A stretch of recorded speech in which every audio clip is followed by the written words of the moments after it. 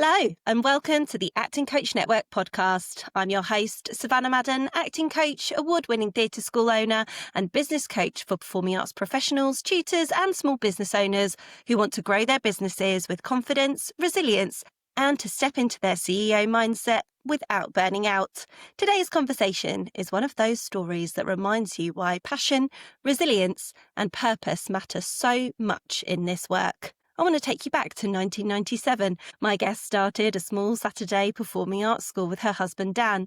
They wanted to create a space where children could feel confident, creative, and free. No auditions, no exams, just pure joy and self-belief through dance, drama, and singing. That school became Rascals.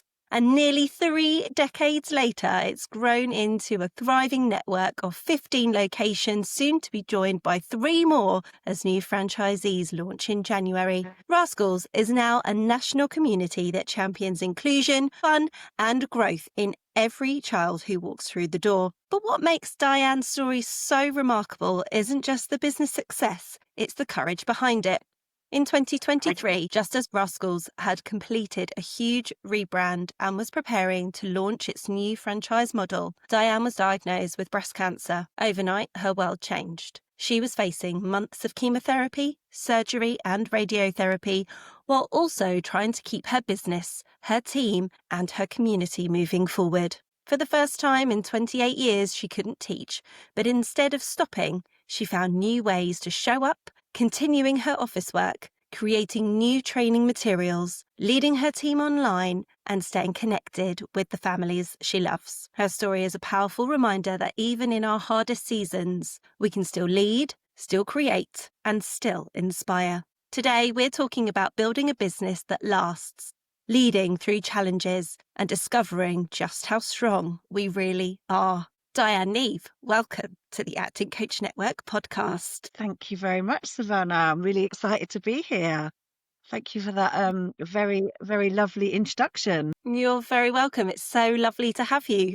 I want to start where I always start, which is right at the beginning. So take us back to 1997. What inspired you and Dan to start Rascals and what did those first classes look like? Oh, so back in those days, I was teaching at lots of other schools, performing arts schools, and I just kind of I was not enjoying teaching and seeing what I was seeing. A lot of the schools that I was working for, they always had the favourite children, always getting the main parts and all the, children that may be less confident stuck at the back. And it just didn't sit right with me. My parents have always been business owners. They've always instilled that kind of work ethic into me and my sisters. And I always knew that I wanted to have my own school one day. So we just decided that we were gonna open our own school. And that's what we did. I totally resonate with that. That's exactly how I built my school. I was like, I don't like it. I don't like how all these other people are doing it. I'm going to do it differently. Yeah, absolutely. Love that. So you've built Rascals around such a clear philosophy, right? So no auditions, no exams, just fun, confidence, creativity. Was that a deliberate decision because of what you've just said, or has it kind of evolved over time? No, that was a deliberate decision right from the beginning. That's what we wanted. We wanted to be affordable. A lot of the schools at that time and still today charge a lot of money and make it, out of reach for a lot of families. And we wanted for any kind of child to be able to come to our classes, no matter what their background or their experience or their ability level, to be able to feel good about themselves and to be able to come and dance and sing and, and do some acting. And no matter whether you're the Mariah Carey or, tone deaf, everyone should be able to enjoy it. And that's what has been our ethos right from the beginning. You don't have to be able to sing in tune to enjoy singing, do you? No, Because you just exactly. have a lovely time. Yeah. That's brilliant. And what do you think it is about Rascals that's allowed it to keep growing for almost 3 decades, while staying true to that inclusive ethos that you were just talking about? Yeah. I think we have a very much a family feel at Rascals. We are a family run business, and that, the kind of family environment that we create at all of our classes is something that, we stick to, and we encourage all of our franchisees to build their own community, and we're very, very much in connection with the parents, making them part of the school. It's not all about what you do in the classroom with the children. It's building a relationship with the parents and giving them the trust factor. Children are very precious. As you know, you've got your own child. It's not, you don't really realize that until you become a parent yourself. But giving parents that confidence in us and what we do, that we are going to look after their children, and we're going to make sure that they're happy and they're safe, and that that everyone that we have in our theatre school has their best interests and their welfare as a priority. And yeah, I think that has kind of stayed with us all the way through, and it's something that we strive to ensure happens at all of our branches. I think any parent listening to that would be like, where do I sign? Where do I take my child to this lesson, this school? And of course, building a franchise model, you might have franchisees in all parts of the country, parts of the Yeah, UK. So the fact that you're pushing that real community and family ethos yeah, within your network, your franchise network as well, is so important, so that that's getting rolled out no matter yeah, whereabouts in the country they are. It's yeah, amazing. And you've transitioned, haven't you, from a license model to a full yeah. franchise? So that's a very exciting move, I imagine. So what has made you feel like the time was right to sort of make that move, make that step? Well, we were kind of coming to a sort of a bit of a crossroads in our Rascals journey. Obviously, I have taught at Rascals right from the beginning. Slowly, gradually, over the last kind of 10 years, I guess, I've started to step back a little bit, and I've allowed other people in to teach my classes, and obviously training people up to work in the way that I work, to teach, because I'm very protective over my classes and my children, and the way that I teach and the way that I deliver the classes. Ensuring that that is continued is my number one priority.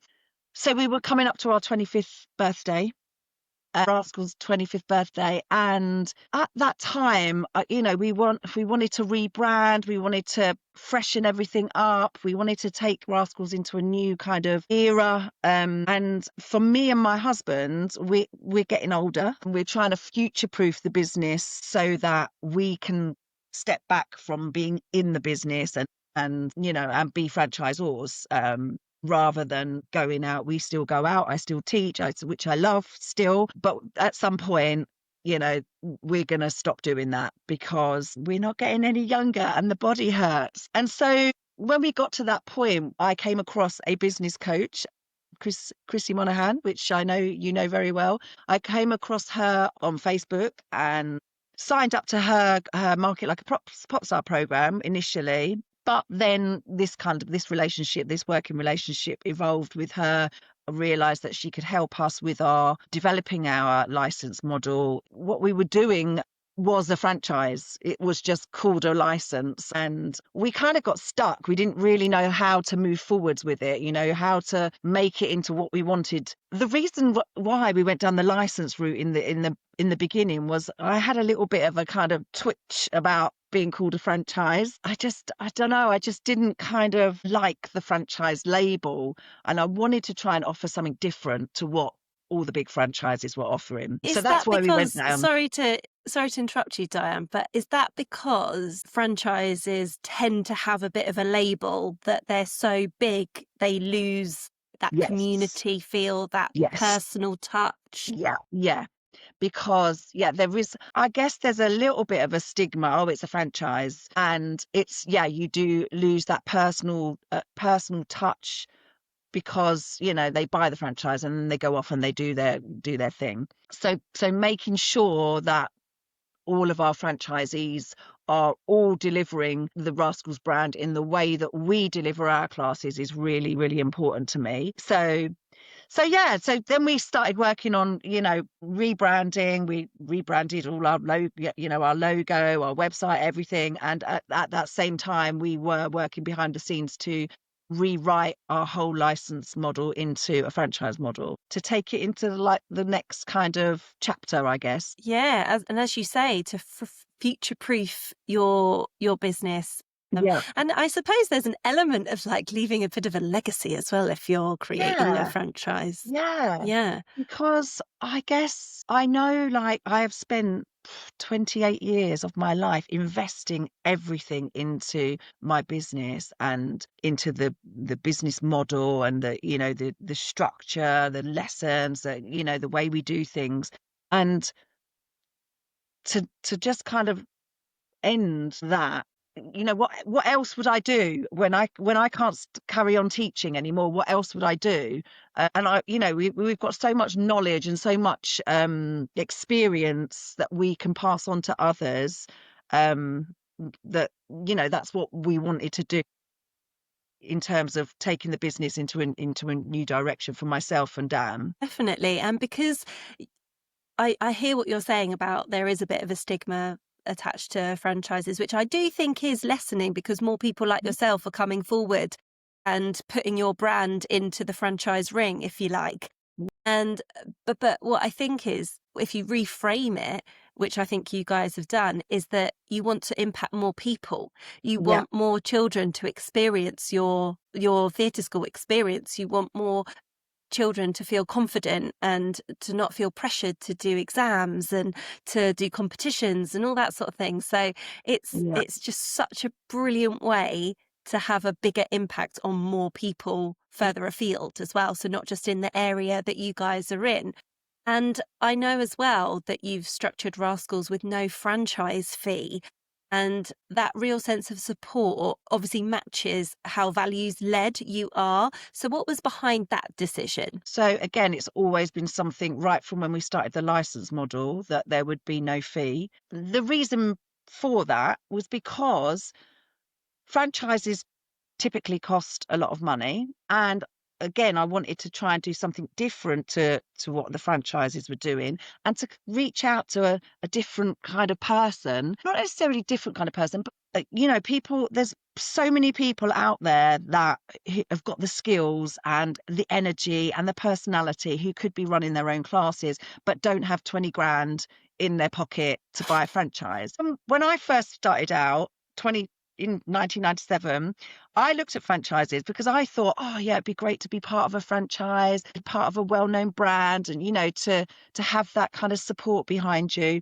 But I didn't have 20 grand, so I had to go it alone, learn the hard way, come up against all the obstacles that you come up against, and make the mistakes, do all those things. So I wanted to try and appeal to that market, those people that would love to do something like this but don't have the finances behind them. And it is a bit of a risk because we put in a lot. We don't earn any money until they start earning money, so we take a percentage from their income. And obviously, it is a bit of a risk because if choosing the right people is really important, ensuring that our training is on point so that we give them all the tools that they need and everything for them to succeed. Because if they don't succeed, then we're putting in a lot of time and a lot of effort and training before they launch their classes.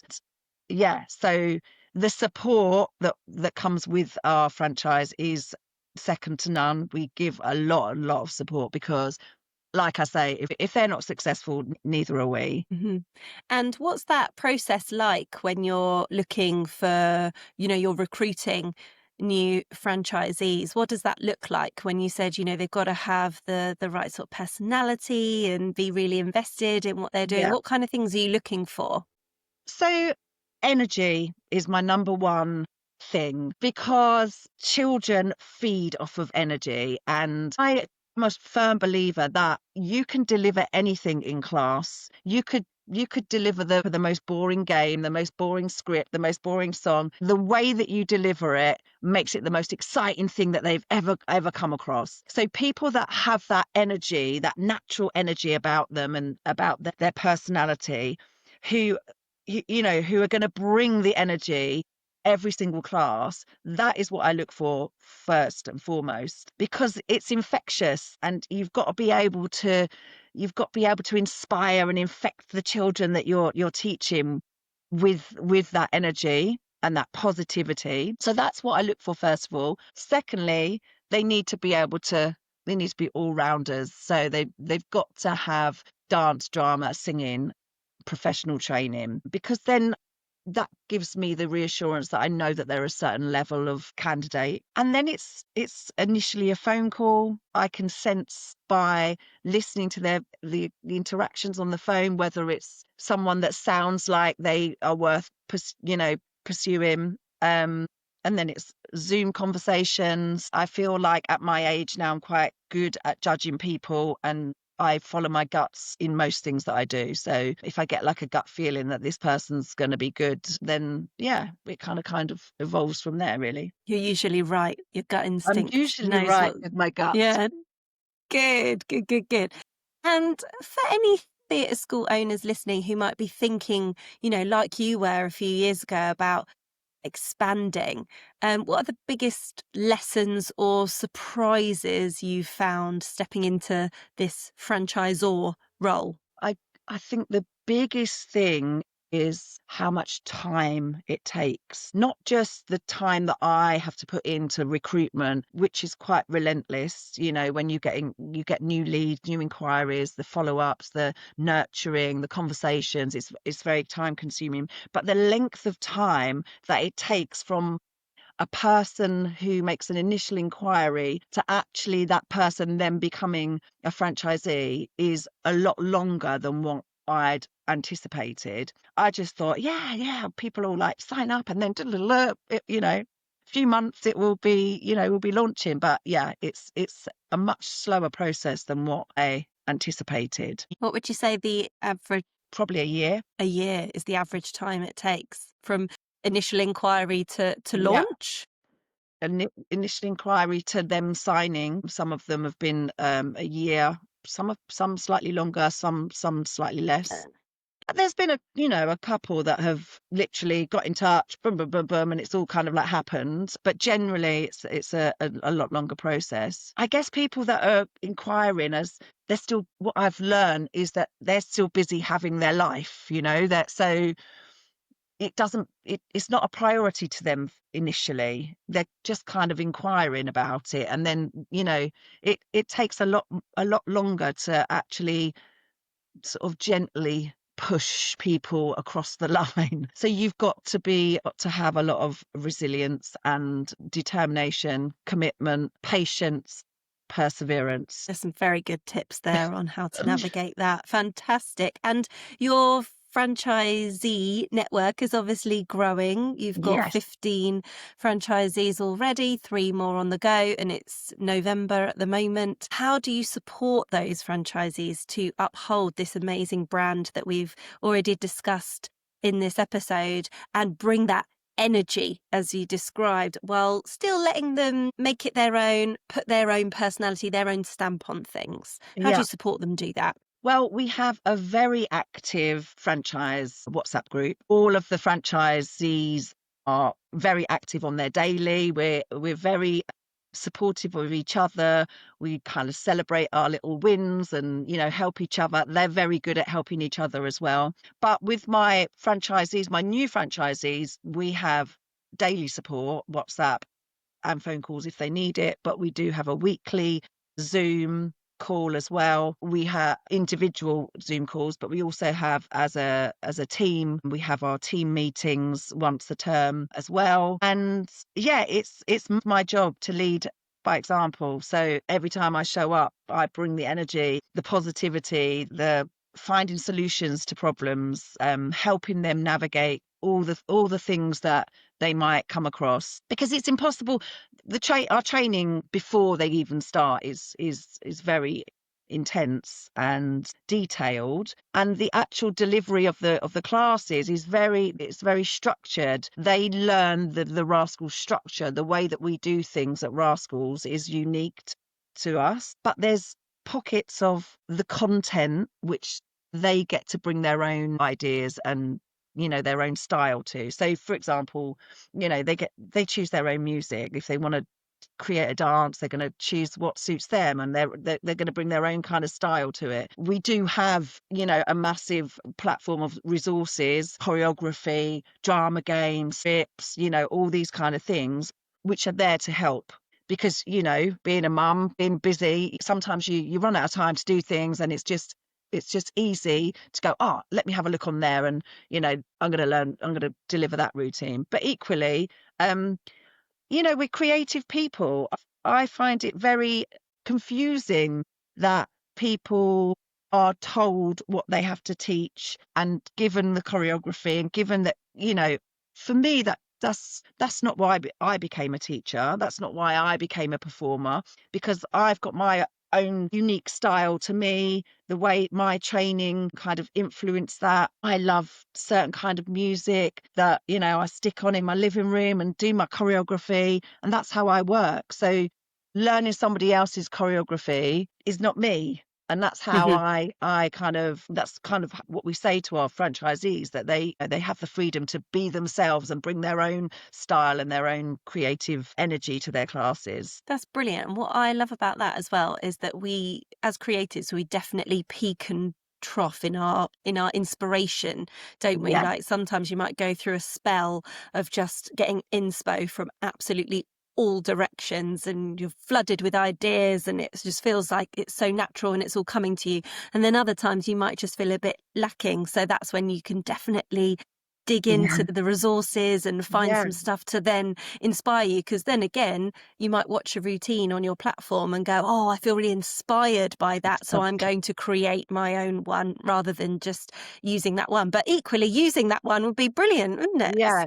I'm not precious over my material that I give to them. I say to them, look, use it, edit it, change it, make it your own, use it to be inspired, exactly that, and take it, on your own kind of journey with it. Sometimes, like you say, you just get, I get choreographed out. I've Yeah, kind of like come to it's the almost like end of writer's block yeah. for choreographers. I'm done, and I need like my brain to just have like a complete break from choreography and creating new stuff. And I get inspired by watching, music videos, Instagram. Mm-hmm. Like I follow certain choreographers on Instagram that I think, right, I need some inspiration. I watch them and think, yeah, and then I'll get up and kind of do my own thing. So using it as a tool to inspire you and to help you get started on a new routine is really important. Definitely. It's just so good. It's just taking me back to my choreography days and my dance teacher days. I used to choreograph a lot for amateur productions and, for different franchises.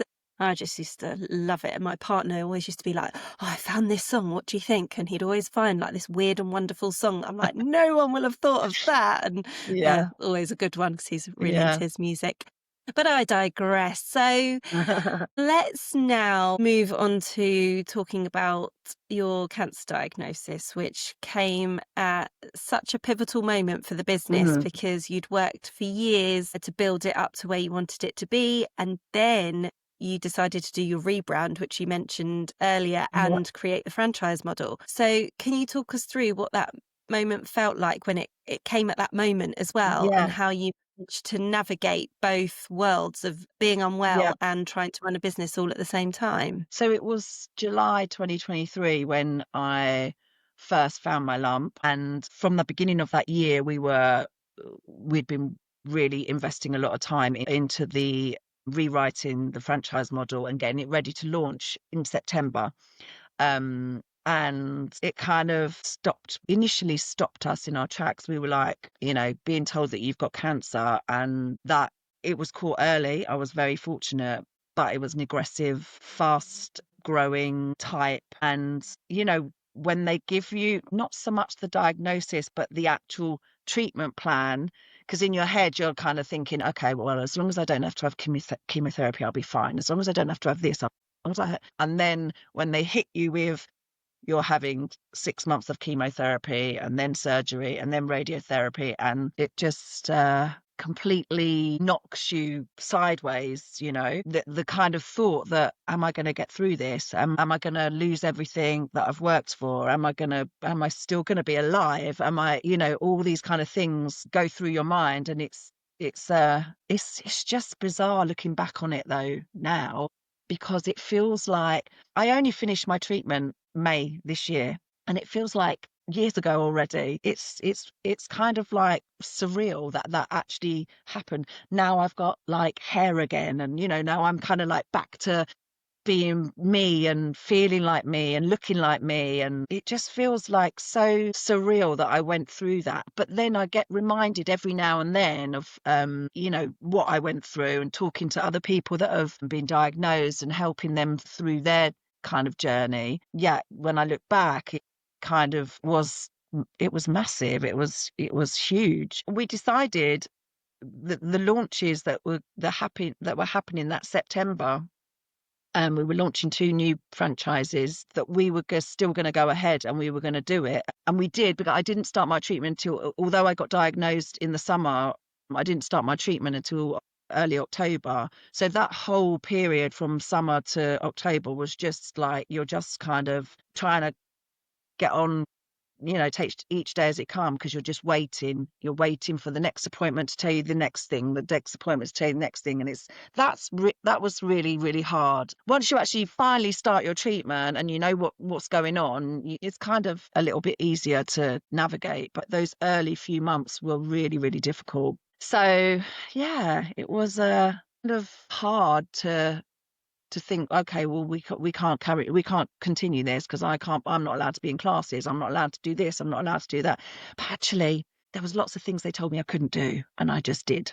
Like what? Yeah, well, we've got 2 horses, you won't be able to muck out, you won't be able to ride, you won't be able to touch the horses, you won't be able to do, all these things. I did everything. I just thought, you know what, I'm going to just carry on with my life. And if I feel rubbish, then I will allow myself to feel rubbish and stay in bed.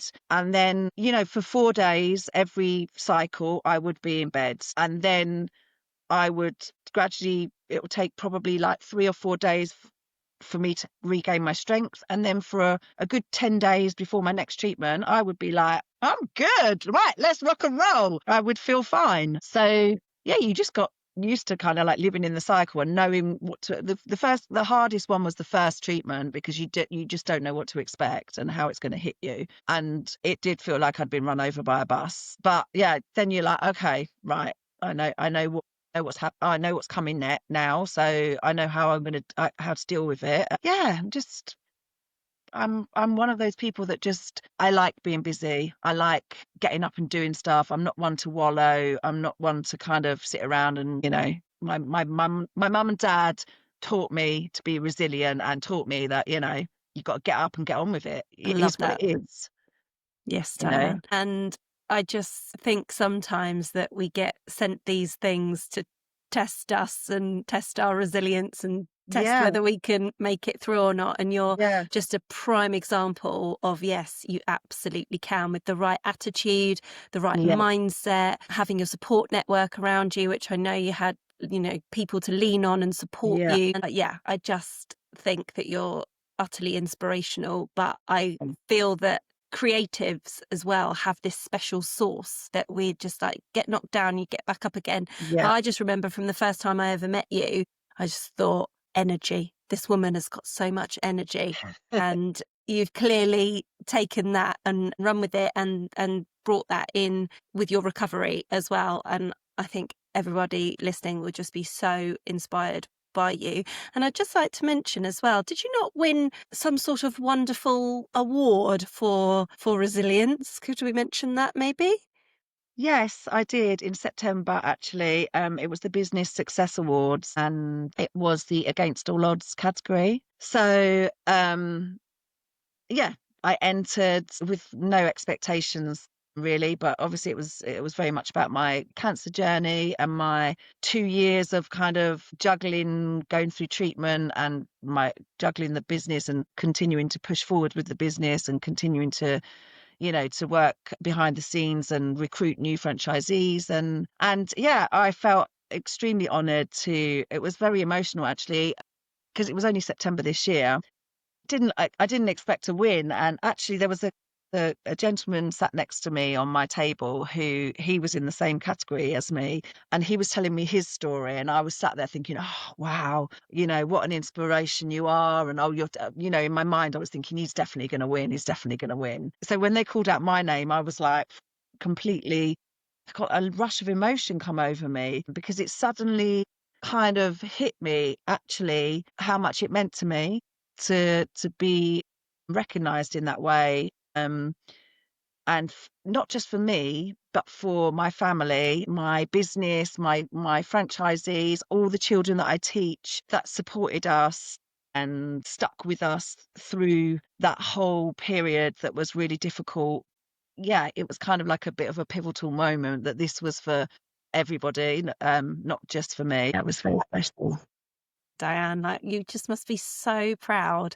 And everybody around you, all the parents, all the families, the children, as you say, your franchisees, your husband, your family, your daughter, everybody must just be so proud of you because it's such an inspirational story and we all take so much from seeing other people survive in every facet of the word, like Yeah, literally and metaphorically yeah. through something so big like that. And I know that so many people will draw so much inspiration from that. So thank you so much for sharing all of that with us. I wanted to touch on as well how you mentioned right at the beginning of the episode that you want your brand to be represented really well across every franchise and you find it a little bit difficult letting go because you're very protective of over all of Yes. your sessions, which is I think such a common thing. But what did your diagnosis teach you about letting go and having to trust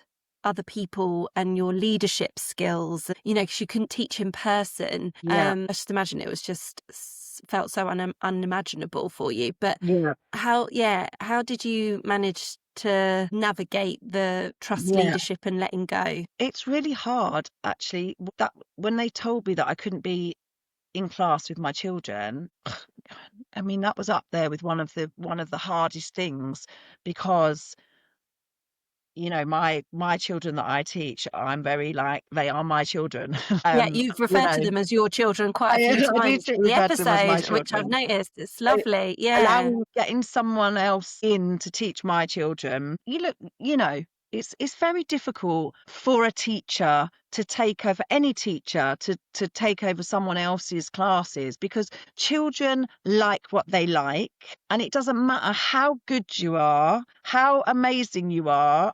They like their teacher. They come because they like that teacher and they like the way that they do things. And so one of the biggest things for us was trying to find a teacher who would kind of teach in a similar way to me, who'd have like a similar personality to me, so that we didn't have a big mass exodus because you know what children can be like. Oh, I don't want to go anymore because it's not Diane.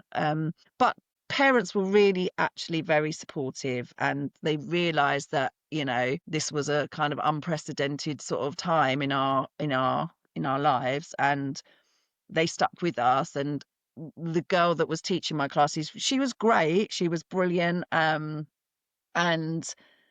you know most of the children carried on coming, and it kind of taught me that I can give someone else the reins and it will be okay. There's always going to be children that drop out.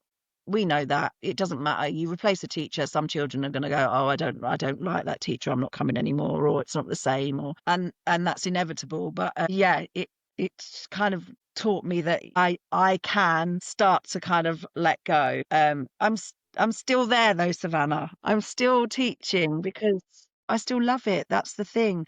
I think it also gives me a unique kind of set of skills and knowledge and experience to pass on to my franchisees, because I'm actually Definitely. doing it. A lot of franchisors are not in class doing it. So, and I've been in class doing it for 28 years. So I have, tried and tested every single strategy, every single lesson plan, every single piece of everything has been tried and tested by me. So yeah, I think that's quite unique. And yeah, I think when you love something, it is difficult to give it up, even though I know that I've got to at some point. I don't think you're ready, are you? I kind of am in my head because my body hurt. That's the only reason. I've got a lot of aches and pains that, I need to kind of look after. And I am an all or nothing kind of person. If I can't give it 100%, then I don't want to give it at all. So I'm coming to that point where, I fully give 100% in my classes and it hurts. And I get home and I'm like, the body, the ankles, the toe joints, the knee joints, the hip joints, all the joints, in fact, I've got to kind of step away from teaching at some point soon, so that I can try and make my body last longer. So I like to think of everything you've been through as like a season of your life. So what do you think that particular season has taught you about yourself as a person and as a business owner? I am strong. I've always been 100%. kind of quite a strong person, but it's taught me that I am so much stronger than I ever imagined. Yeah, if you put your mind to something, you want something, you've got to make it happen. And you can make it happen. You've just got to have the strength. You've got to dig deep within you to find that strength and to find that determination. And, I could have just gone, no, you know, I'm going to sit this one out. I don't need to push myself. I have, like, we call it the cancer card sometimes, where, like my family, they'd be, I don't know, because they're living it with me. Obviously was hard for them as well. But sometimes, just silly little things like they'd expect me to make dinner and I'd be like, hang on a moment, I'm the one with Yeah. cancer, pulling Yeah. out the cancer card here. Um, but Yeah, for the more trivial things, not for yeah, the just the really little things. But important things. having laughter in your life is important. Trying to, like, it's a serious thing being diagnosed with cancer, and everybody's journey is completely different. But for me, I I kind of tried to make light of the situation, tried to um you know there was dark moments, don't get me wrong, there was very dark moments. I can pick myself up. I can pick myself up and move forwards, and that's what you need to do if you want to, keep growing and keep evolving. Yeah, I'm very good at picking myself up. Brilliant. So now that you're cancer free Yeah. and we're just doing a little happy dance here. Yeah. Uh, Now that you're cancer free and Rascals is thriving, how has your perspective on business, success, or life changed in any way, if it has? I think, people say that cancer changes your outlook on life, and it does. I think for me, I'm enjoying doing what I'm doing. And I try, even though I'm busy and, like, I've got so much on and I'm juggling like a million things, and I love what I do and I love being busy. I've got two horses. If I'm up at the yard every morning at the crack of dawn and, like, doing the horses, and I love what I do. I think every day, if you get up and you love what you do, I try not to, like, get affected by negativity anymore. I do still have negativity in my life and, have a moan about this, that, and the other. But then I just think to myself, "Well, come on, let it go, move on. Life is short." So I think it's given me a renewed kind of energy and to enjoy what you're doing, enjoy it. I was actually just about to ask you, what advice would you give to someone who is in a tough season Mm. right now? But I feel like you've kind of answered it already. But is there anything that Yeah. you would add to that? You know, I've been through quite a few tough times in my life, nothing as tough as having cancer, but know that you're going to get through it. You will get through it. You will. And whilst it's difficult at the time, you just got to try and just keep moving forwards. You know, one day, the next day is one day closer to the end of your difficult time. Just try and keep that positivity in your life, whether that's surrounding yourself with positive people or doing positive things. The horses were, you know, one of the things that kept me going through my cancer treatment. There, if I didn't have the horses, would I have got up and got out every day? I don't know whether I would have. You know, they were my Mhm. a reason to get up and get out because they needed feeding or they needed mucking out, or you know, find something in your life that for you that you're passionate about and that you love, that's not work, and make sure that you do, you know, you do that for yourself, do things for you as well. Tell us what's next for Rascals. What's exciting you most about your next chapter as you move forwards? We've got 3 new franchises opening in January. We've got a handful on the pipeline for Easter. I'm still recruiting. I'm excited about growing our team and continuing the recruitment drive next year. Um, and just, I'm looking forward to the moment when I am just a franchisor, because I love helping our franchisees, generating new ideas, generating new marketing things, generating, you know, new things for them to try for their classes. So I'm really looking forward to that time where I'm just focused on the business. I feel like I'm at a time where I'm ready for that, although it's not going to happen just yet. Yeah, I'm looking forward to that, and not slogging my guts out at my classes and, you know. I ask this same question to every single guest that comes on, Diane, and that is if you could give just one piece of advice to a fellow creative or fellow business owner who's feeling stuck or unsure right now, what would that be? I guess the biggest thing that changed my business was bringing someone into the business, an outsider, like a business coach, a mentor, joining a community of children's activity providers. That was kind of like a pivotal kind of moment for my business, because it brought new people into my world that I would never have kind of come across before, yourself included. Um, Indeed.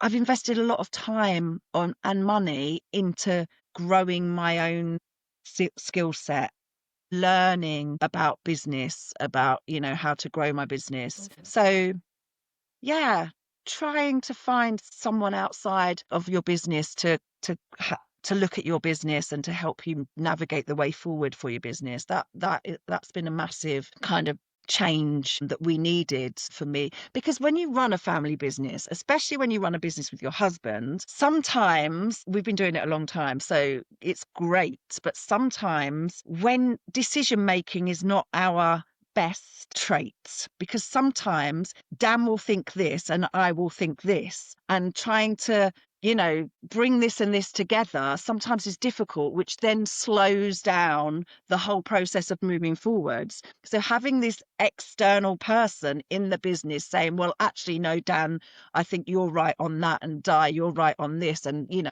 how about trying this, has been a game changer for us in moving the business forward. A pair of eyes and Yes. ears is absolutely paramount, isn't it? And we can't do all of this on our own. We're building No. these empires, right? We can't do it on our own. So that is amazing advice, Di. And the other thing that you said about being exposed to other people and having other people come into your world, it's just brilliant when you come across other like-minded people, Yeah. isn't it? And Yeah. you build connections and collaborations and everything is just excellent, isn't Yeah. it? So you have shared some brilliant bits of information, brilliant tools, a wonderful insight into your personal journey, which I'm just so, so grateful for. And I know everyone listening will feel so inspired by you. So, where can we find out more about you? Where can we join to become a Rascals franchisee and be mentored by you and connect with you on social media, etc.? Well, you can go to our website, rascals-uk.com/franchise. So on the website, there's lots of information about the franchise, and there's a little form that you fill out, that's where you can get one of our prospectuses. You can also message me on our Facebook page, Rascals Theatre School, and on our socials on Instagram as well, which is again Rascals_Theatre_School. So yeah, you can message me on any of those platforms, or you can go direct to our website. And I'll link all of that up in the show notes as well.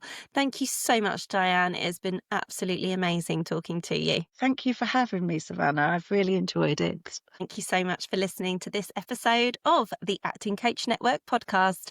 If you loved what you heard, make sure you're following. And if you've got a moment, I'd love you to leave a quick review or share the episode with someone else in the industry who might just need it. You can find me on Instagram at the Acting Coach Network. And if you're looking for support to grow your coaching business or creative career with confidence, resilience, and without burning out, I'm offering 3-month one-to-one coaching programs where we can get to the bottom of what you most need help with in your business. You can also find my latest free resource in the show notes. I'll be back soon with more real conversations, expert insights, and tools to help you build a business you love. Until next time, keep going, stay kind to yourself, and I'll see you soon.